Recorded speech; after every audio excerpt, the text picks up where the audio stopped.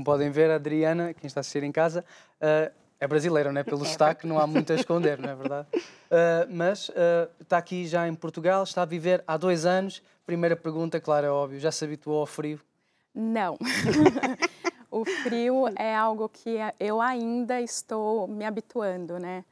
Mas eu falo que a vida é feita de compensações, né? Então você compensa o frio com a boa gastronomia, com as paisagens maravilhosas, com a liberdade de ir e vir, com a segurança. Então a gente vai compensando e driblando de outras formas o frio. A Adriana está cá com a sua família? Sim, então meu marido que é descendente de português e meu filho de 12 anos. E o que é que eles acharam da mudança de vir para cá?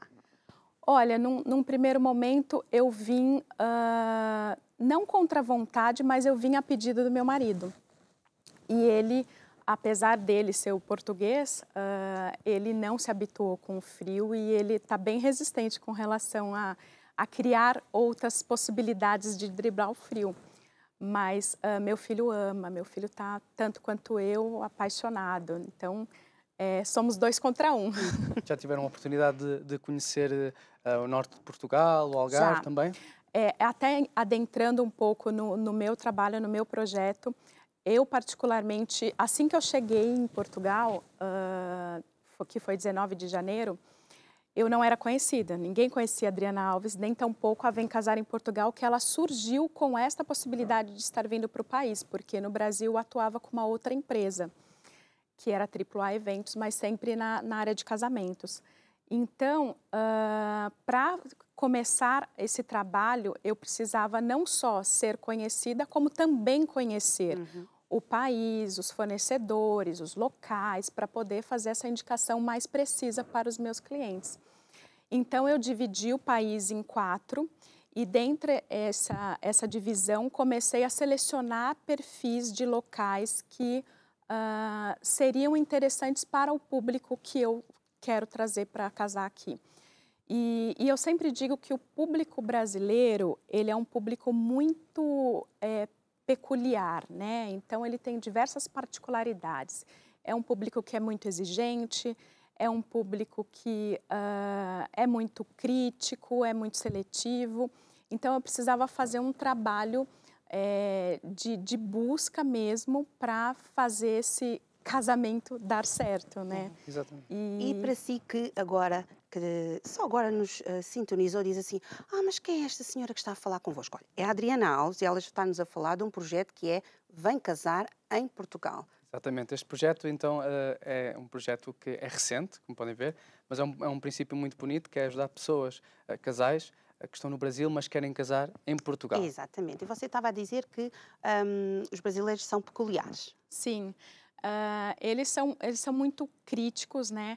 E, na verdade, a minha função é fazer uma ponte bem estreita, apesar do continente que nos separa, entre Brasil e Portugal. Então, eu tenho a mais absoluta certeza, e principalmente à medida que eu vou avançando essa seleção ou essa informação do que Portugal pode oferecer para casamento, eu tenho a mais absoluta certeza que esse estreitamento ele vai ficando cada vez menor, né? A gente vai estreitando cada vez mais e essa relação Brasil e Portugal tem tudo para dar certo, porque é a gastronomia que é muito boa e tudo que o brasileiro busca para fazer um casamento. Então, é a gastronomia, é o cenário, você tem diversidades de cenários, desde os palacetes, os castelos, as vinícolas, que vocês chamam de vinhas, né? E nós chamamos de vinícolas. E as regiões com as suas características também particulares, né? Então, isso quer dizer que você consegue fazer um casamento em qualquer sítio onde o casal deseja. Exatamente. E eu acho que uma coisa que é bem interessante, que eu acho que vale comentar, é essa identificação da cultura, né?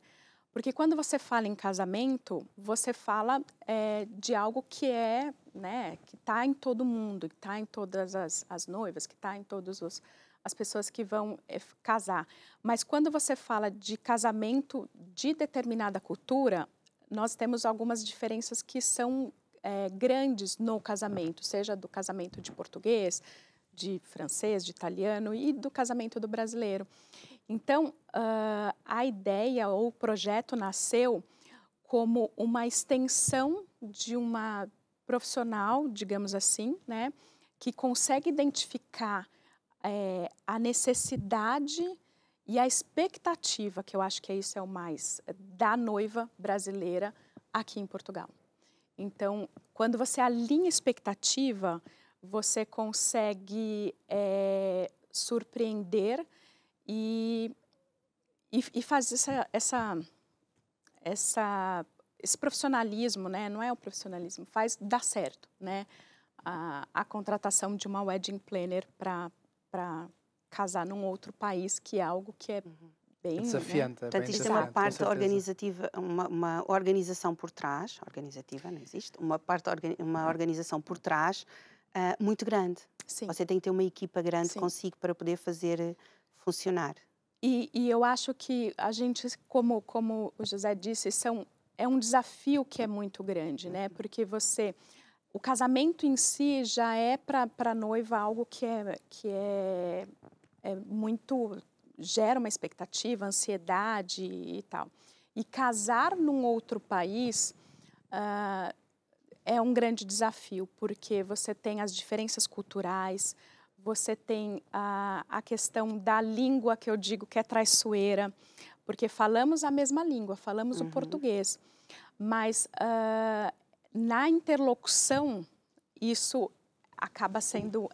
Há palavras que para nós têm um significado, não é? Exato, e para o brasileiro tem outro então, significado. Então, eu vou até, se cabe, eu vou até fazer um relato de uma situação que na hora me causou assim... eu sou muito perfeccionista, eu sou muito detalhista. E essa questão da interlocução, então, o brasileiro tem o gerúndio, que a gente chama. Então, é ando, endo, indo. E o português, não. Não, a gente não estou utiliza. a fazer, estou... E ponto, né? Então, nós temos... Ponto final. Exato. Nós temos o gerúndio na fala e na ação, principalmente na ação. Então, eu estava fazendo uma renovação de votos, que inclusive tem fotos dele aí, e estávamos no Jardim da Ajuda, e tudo cronometrado, eu estava com um cronograma, mas assim, o dia estava maravilhoso, a energia, existe muita troca dessa energia, né, do momento, né, e aí estávamos finalizando as fotos e veio o rapaz do parque e falou, estamos a fechar. Eu falei para ele, ok, estamos indo. Aí ele falou para mim, estamos a fechar. Aí, qual que é a minha... Eu falei, ó, estamos indo. Era coisa assim, de 5 minutos, finalizar a foto, guardar as coisas e ir embora. Fizemos isso, finalizamos as fotos, guardamos as coisas, fomos embora e o parque estava fechado.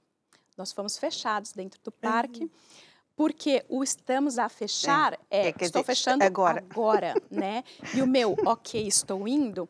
Então, eu sempre digo que, e é um grande aprendizado, né? Essa rotina, esse dia a dia aqui no país, acaba sendo um grande aprendizado e eu acabo minimizando vários riscos ou várias situações que casais que fariam tudo sozinho, evitando, né, essas situações. Então, um bocadinho a sua rotina diária, com a rotina que tinha lá no Brasil, aqui em Portugal é igual? É igual, nesse sentido... Ou é mais exaustiva aqui, as coisas são diferentes Pelo aqui? contrário, a única coisa que eu identifico... Porque lá você também já fazia, certo? Já. A única coisa que eu identifico aqui é que no Brasil você, óbvio, pela população, né, você tem muita variedade de cada fornecedor. Então, você tem infinitos fornecedores, infinitos fotógrafos, infinitos espaços, infinitos tudo. E aqui são poucos. Então, para mim, isso é até uma facilidade que eu consigo direcionar. Mas o restante é tudo igual. Inclusive, para mim, isso é até uma grande vantagem, digamos assim, porque eu continuo fazendo exatamente o meu trabalho como era lá. Então, que é a questão de gerenciar a expectativa. Porque a noiva brasileira, ela espera determinadas funções na minha profissão que, de repente, uma outra nacionalidade que não tem ideia dessas minúcias não faria. E aí... Pode nos dar alguns exemplos? Alguns exemplos práticos. Nós costumamos ser extremamente detalhista no sentido da prestação de serviço. Então, uma coisa que é muito praxe, que eu já ouvi até, como assim vocês fazem isso? Então, a noiva finaliza a cerimônia, se ela está usando véu, nós fazemos as fotos protocolares, né, que é as fotos que vão para o álbum, e depois das fotos protocolares a gente tira o véu para poder fazer uma entrada triunfal no local do copo d'água que vocês chamam. E aqui vocês não fazem isso. Aqui tudo é muito direcionado para as mães, madrinhas, existe essa divisão. Para a brasileira, não. Ela contratou uma profissional que fosse fazer tudo isso de forma que ela pudesse curtir a parte boa com a família, com os amigos, parentes, etc.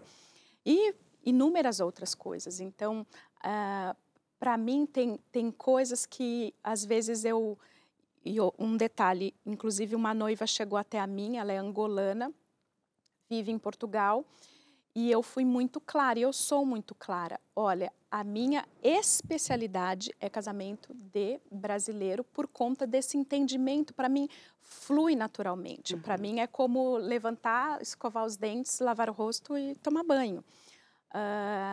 E o casamento de outras culturas, eu já deixo muito claro que posso falhar, exatamente por não entender desses detalhes minuciosos que é intrínseco na cultura e que para vocês é rotineiro e que quando vocês vão fazer uma contratação, vocês esperam isso, porque a noiva brasileira, ela já foi em casamento de irmã, de amigas e tal, então quando ela contrata uma wedding planner, ela já sabe o que vai ser neste pacote, que não precisa ser declarado ali, né?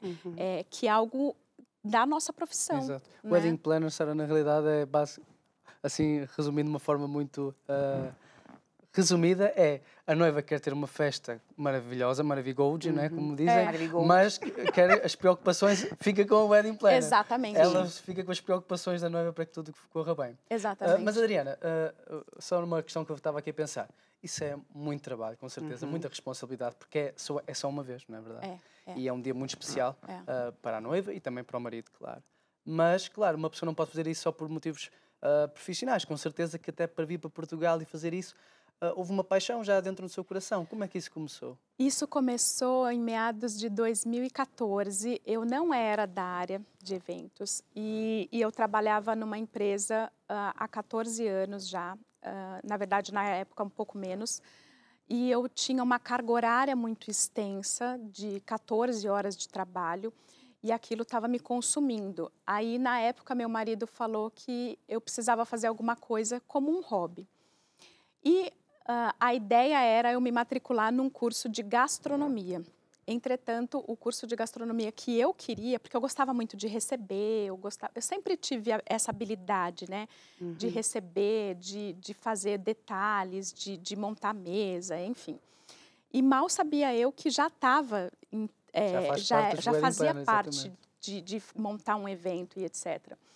E aí, não tinha o curso na unidade que eu queria fazer de gastronomia, mas tinha evento. Ele falou assim, olha, e na parte de eventos, vai ter a parte de gastronomia e tem festa, que todo mundo acha que trabalhar com evento é festa, né? Mera ilusão. Enfim, e aí, quando eu comecei a fazer a pós-graduação, inclusive eu estava ontem falando com a minha coordenadora do curso da época, que eu mantive esse contato, eu já vi que aquilo era o que ia me fazer feliz, realizada, e é onde a gente deposita amor de verdade. Então, eu costumo dizer que eu trabalho com amor e por amor.